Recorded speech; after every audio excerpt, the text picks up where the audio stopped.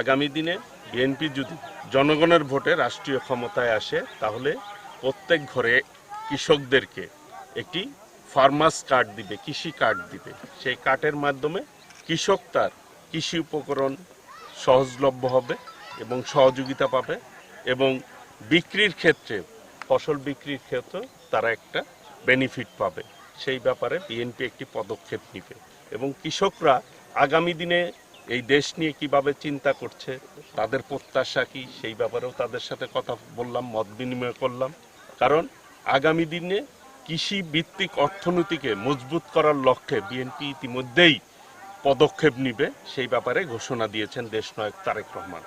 তো কৃষকদের সাথে মত বিনিময় করার জন্যই মূলত আমি মাঠে, তারা ধান কাটতেছিল, ওই ধান কাটা অবস্থায় তাদের সাথে মত বিনিময় করার জন্য এসেছিলাম। আগামী দিনে ইনশাল্লাহ আমরা সকলে মিলে ঐক্যবদ্ধভাবে এই দেশটিকে গড়ার ক্ষেত্রে সকলকেই সঙ্গে নিয়ে কিন্তু দেশ গড়তে হবে, যেটি দেশনায়ক তারেক রহমান বলেছেন, ভোট দেব দানের শীষে, দেশ গড়ব মিলেমিশে। আমরা সকলকেই আগামী দিনে দেশ গড়ার ক্ষেত্রে আমরা ভূমিকা রাখতে চাই।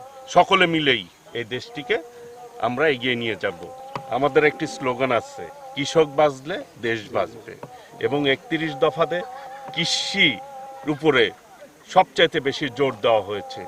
আমাদের যে 31 দফা রয়েছে তার মধ্যে একটি দফা আছে কৃষকদেরকে নিয়ে। আগামী দিনে বিএনপি যদি আল্লাহ রহমতে জনগণের ভোটে নির্বাচিত হয় তখন এই কৃষকদেরকে ফার্মার্স কার্ড, কৃষি কার্ড দেওয়া হবে।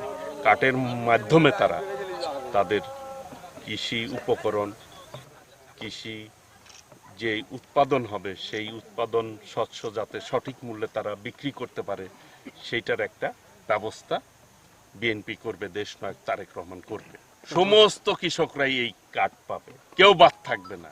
প্রত্যেক কৃষক একটি করে কার্ড পাবে এবং আগামী দিনে ফ্যামিলি কার্ডও কিন্তু প্রত্যেক ঘরে ঘরে মানুষ ফ্যামিলি কার্ড পাবে।